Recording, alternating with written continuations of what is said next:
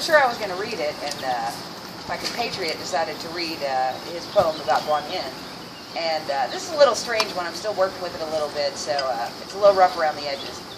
For now, I call it Abbey Road Sutra, and it's about a friend of mine who lives in Northwest Tennessee, who was trained as a Western philosopher. He's about 3 credits shy of his philosophy degree. He keeps just not getting those last 3 credits. If you want to talk about Kant, he'll talk to you about Kant all day long. And then he discovered devotional Hinduism.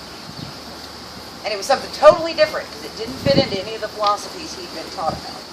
He learned about agoris, who are a particular kind of, not even exactly monk, just renunciate, who live extremely simple lives. And one of their big deals is that they break taboos. They go live in cremation grounds, which is a big, big no-no in India.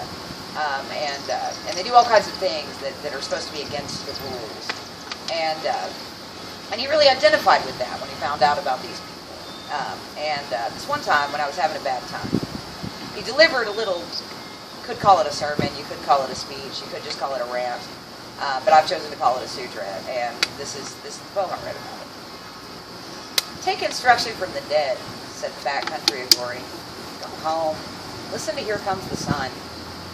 Surely I should take on some austerity, give up meat, women, road rage, show the body what a weakling it is in the face of desire.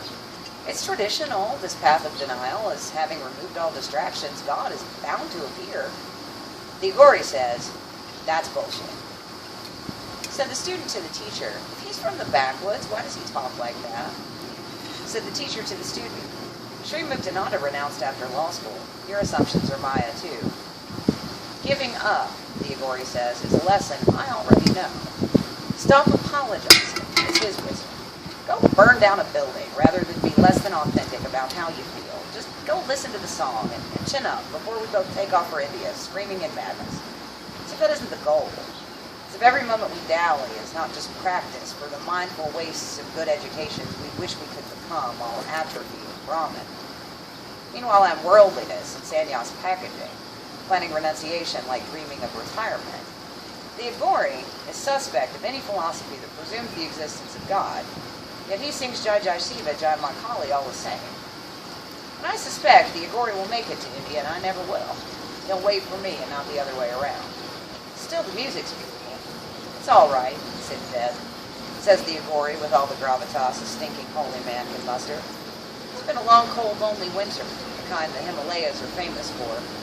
Cold blurs my vision. The agori looks more like Shiva every day. I search my face for signs of Devi manifest and worry about my karma. It's all right, say the sages. Relax, the agori says. This is not a yoga, master. I wrap myself in achievement, hoping the attainment will be the greater for the strength of attachment I'll have to break later. I try to stop wishing to be other, start chanting with submission to this householder life, with renunciate intentions, this necessary paradox.